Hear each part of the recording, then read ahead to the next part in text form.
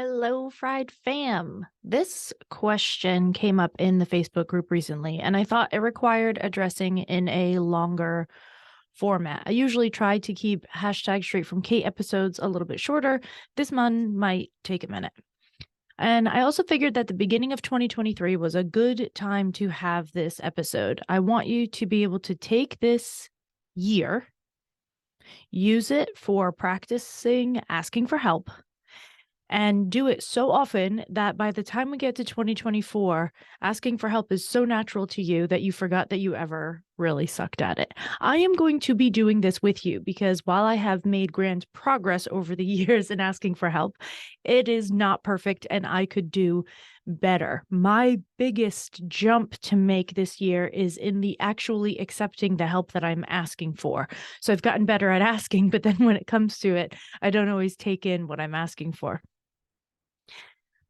I know that you know why asking for help is important. It's not a secret to anybody, but there are two really big reasons that might not be super obvious that I want to bring up before we jump in. And the first reason is that asking for help actually increases your resilience.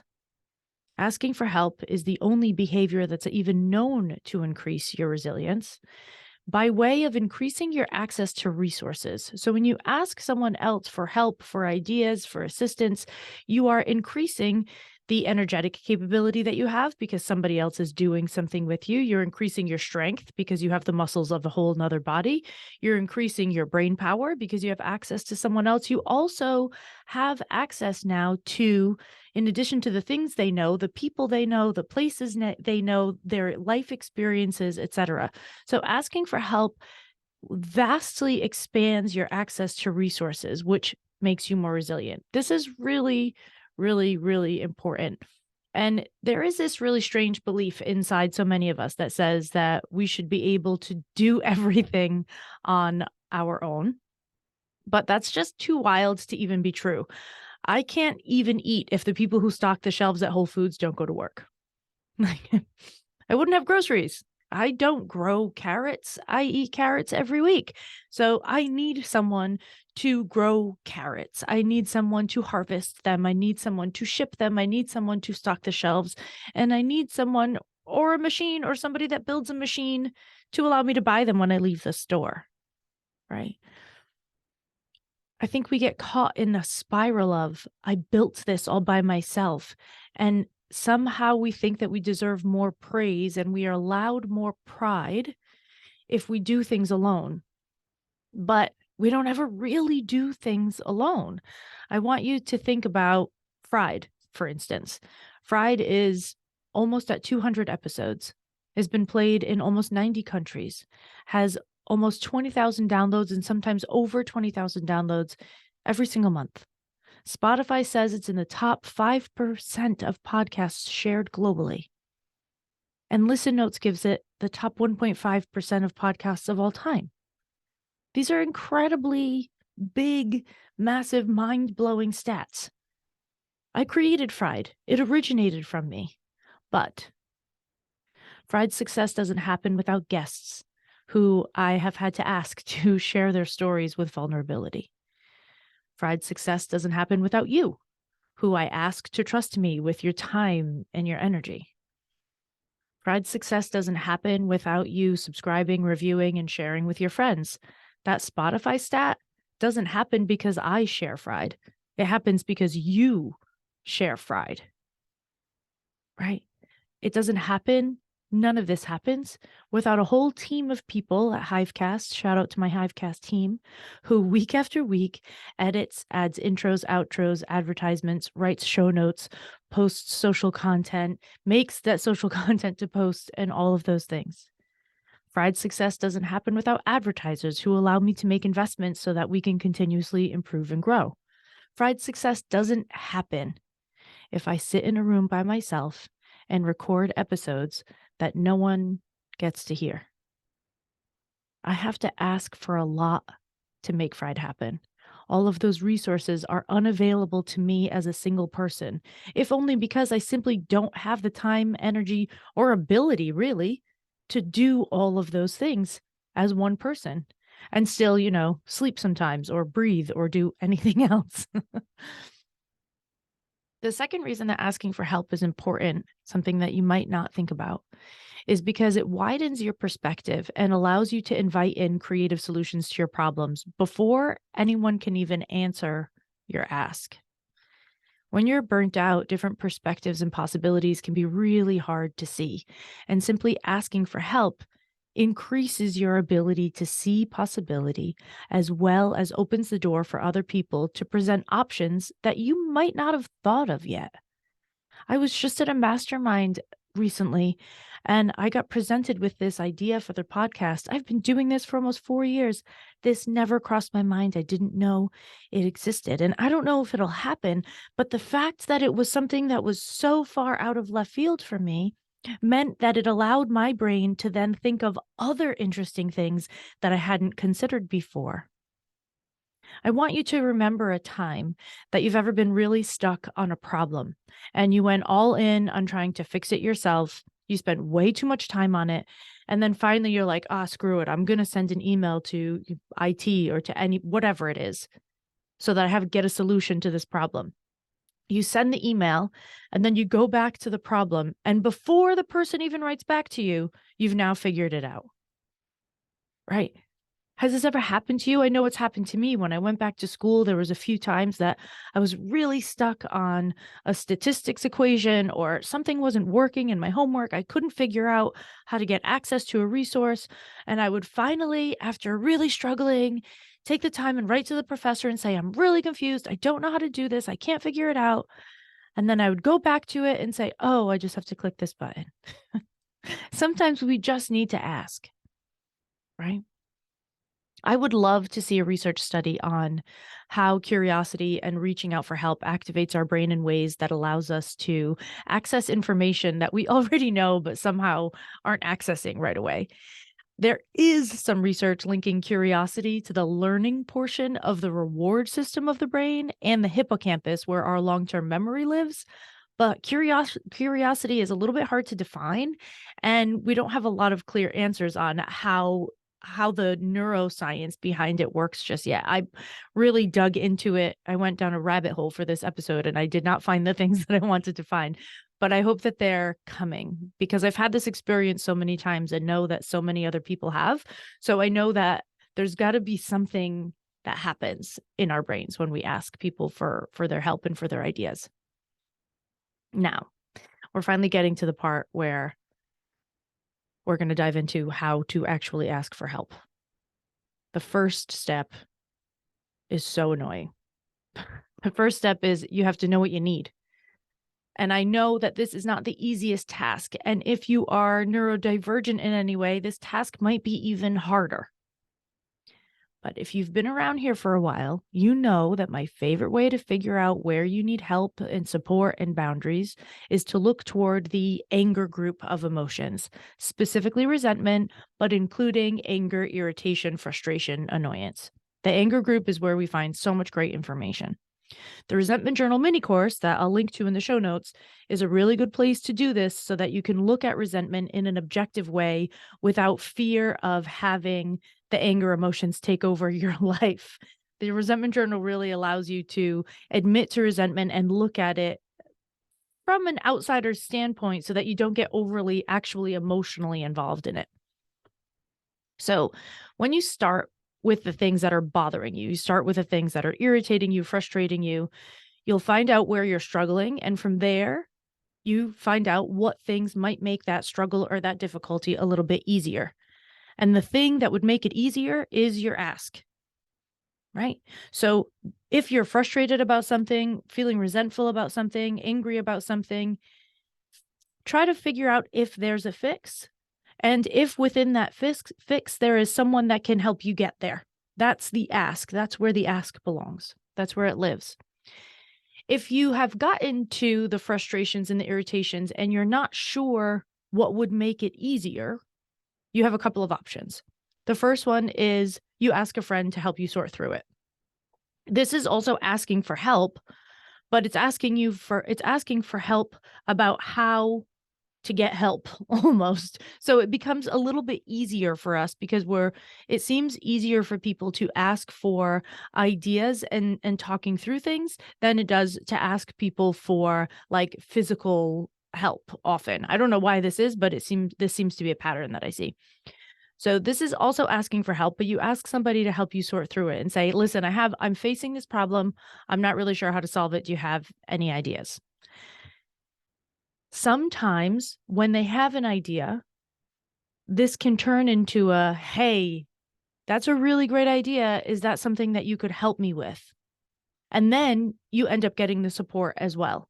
And if you can't help me with this, do you know somebody else who can? Right? So sometimes asking somebody to help you sort through something will lead to another ask and get you more help. The next option that you have, if you're unsure what would make your struggle or difficulty easier to get through, is to crowdsource it. The Fried Facebook group is a really great place to do this. You pose your problem, you read through 10 or 12 responses, and you see what fits. Now, I have seen happen, not too much in the Fried group, I've seen this happen in other groups where somebody will put a request out and say, "I need help figuring this out," and they will get a lot of responses, some of them repetitious, some of them not, and they will have an excuse for why every single thing that people are saying won't work. Raising hand emoji, I do this. So that there's no judgment from me about this because I'm really terrible at asking for help and then being like, "Yeah, that's actually a great idea. I hadn't thought of that." It's really, really hard for me. So I tend to poke holes in people's help right away. And this is something that, like I said, I'll be working on this a lot for 2023. So I hope you'll join me in the making 2023 the asking for help and receiving it year. So I want to sort of challenge you right away that if you find yourself crowdsourcing for an opinion and nothing fits, I might want you to dig a little deeper to find out if you're like completely help resistant. And if you are, it might be time for a coach or a therapist, right? Because we need to find a way to actually get the help in. If you're not going to let any of it in, then asking for it is useless. And we need each other. So I want you to be able to ask for it and get it in. The last thing that you can do if you're unsure what would make things easier for you, if you're unsure what to ask for, you really don't know where to look, you've found some frustrations, but you have no ideas, is get a coach or a therapist. Oftentimes, people that have a hard time asking for help have an easier time when that help is paid for. I know that this was really true for me, especially in the beginning. This is an absolutely acceptable way to learn to ask for help and something I avoided for a really long time. I always thought that I should be able to figure things out without paying somebody. If I can do it cheaper, if I can do it for free, if I can figure it out on my own time and energy, then yay. But what I've found over time is that I shorten the amount of time I spend on problems and actually end up saving myself money, time, and energy long term when I invest in solutions from other people. This is a hard thing for me to admit to sometimes, even though this is something that I offer people, right? Like I do this, but it is a hard thing for me to admit to that I really do need an outside ear and I prefer to pay for it because I know that the exchange is even, right? I have a group of people that we share with each other. We have a mini mastermind that happens. And outside of that, I always pay for my support because I want to be able to ask all the questions I want to ask without feeling like I'm overdoing it. So I pay and then I ask whatever I want because we are in a container where that's the way this works. So if you need to pay someone, then find a way to do that. Even if it ends up being BetterHelp and you're paying $35 a month to get some assistance, that's fine. I don't mean it doesn't have to be expensive. But it also could be if you're nervous about asking someone to help you sort through it, that's just a friend, offer a coffee. Say, "Hey, could I go pick up some coffees and come by your house and ask you a few questions?"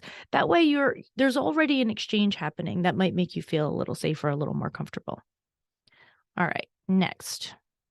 If you know what would make something easier after digging through your irritations and your frustrations and your resentments, and you know what would make it easier because you figured it out yourself, or because you asked someone, or you crowdsourced, or you talked to a coach or a therapist.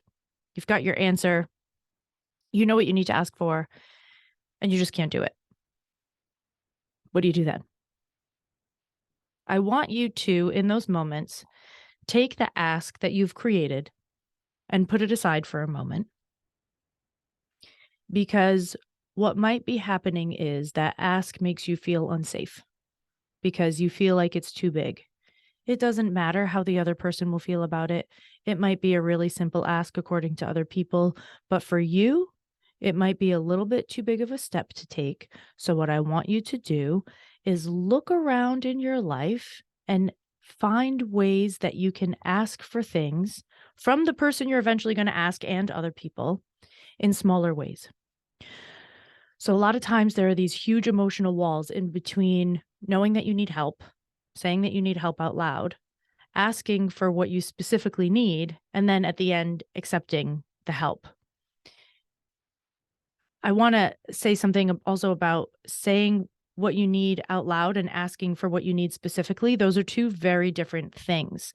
Saying what you need or saying what's on your mind out loud, but not making a request, is not an ask. It's a hint, and I don't recommend it. Hints are annoying. Hinting is like, oh, don't you guys think it's a little chilly in here? Instead of saying, do you have a sweatshirt I could borrow? Or can we turn the heat up? Hinting and asking is not the same. Hinting is not asking for help. It's not a good idea. We could do a whole episode on hinting. It frustrates me to no end. So no hinting. If you have these big emotional walls, we're back to this idea that you might require therapy to help you work through your ability to ask for things. But if you don't already have a therapist for support and you're struggling with this, the thing that I want you to do is try practicing small asks to gain comfort with the act of asking. We have spoken at length about the fact that burnout recovery requires feelings of safety, and asking can feel unsafe. So it is imperative that you ask with training wheels on before you hop on your bike and ride through the streets without a helmet. Making small everyday asks will help your brain adjust over time and will allow you, on both practical and emotional levels, to gather evidence that asking for help isn't the worst thing that ever happened to you, is not so scary, is not so dangerous. Confession sessions. I asked my husband to make coffee the way that I like it, i.e., too much cream and too much sugar, for the first time after we were married for 9 years. I just said 9. For 9 years, I always thanked him for making our little mocha pot. We use the Italian little mocha pot to make coffee. And then I would proceed to wander into the kitchen to make it the way I like it. I told myself it was because I wanted it the way I wanted it, and I was going to do it the way I wanted it. And, like independence or whatever. So weird. It's just coffee. But the truth was, I was a little bit embarrassed that I used more cream and sugar than he did. And I didn't really want him to know, even though he knew anyway. So I didn't want to, like, quote unquote, bother him with making my coffee different than he made his coffee, and then worry about his disapproval on top of it, which he didn't have. 9 years into our marriage, during my burnout recovery, I started practicing small asks. And one day he said, "Hey, just made some coffee. Do you want some?" And I said, nearly shaking inside, "Yes, please, with more cream and sugar than you think is reasonable." And he laughed, and he made my coffee, and he brought it to me, and it was delicious. And now he knows how to make my coffee. So this was, 6 years ago now, 7 years ago now. But I want you to think about really small ways that you can ask people to give you things, to support you, to get you things that you need. Small asks can be glasses of water, holding the door, going into a different room to get you a book or phone or keys or whatever it is you need. In an office environment, it might be a coffee. Hey, do you want to take a walk break with me and do a lap around the building? I'm not sure how to say this thing in an email. Do you have an opinion? Practice asking for really small things until you gather enough evidence that it's safe, and then you can up the ante a little bit. And I want you to consider also that small asks are important for both sides of all of your relationships. You need to get comfortable asking for things, and people around you who are really accustomed to you never needing anything and never asking for anything will also need to get comfortable with you asking for things, right? You've been an island for a really long time, never needing anything from anyone, never asking for anything from anyone. Gabor Mate, in his new book, The Myth of Normal, calls this super autonomous self-sufficiency, which is hysterical because it shortens to SAS. That's the first thing I thought of in my brain. When he said it out loud, I was listening to the Audible version of the book and I was on the highway. And I literally pulled off the highway into a rest area so that I could rewind it and listen to those words again. Super autonomous self-sufficiency. Guess what it's most related to? Shocker. Previous trauma and future health problems, especially heart conditions. Learning to ask for help by starting small isn't just about your burnout. It's about your humanness. It's about interconnectedness. It's about not buying into and adding to individualistic burnout culture. It's about squashing this idea that alone equals better. And it's about finding ways to protect your long-term health starting today. So, if you want to practice asking for help with me this year, I want you to head into the Facebook group if you're in there, or join us if you're not, and use the hashtag asking for help. Make an ask, see what people say. Maybe just say that you're pledging to be part of this. We all have places where we can grow in this. I have places, you have places, we all have places. So why don't we support each other this year and make 2023 the last year during our lives that we suck at asking for help? All right. Are you ready? Are you in? Let's do it together. Until next time.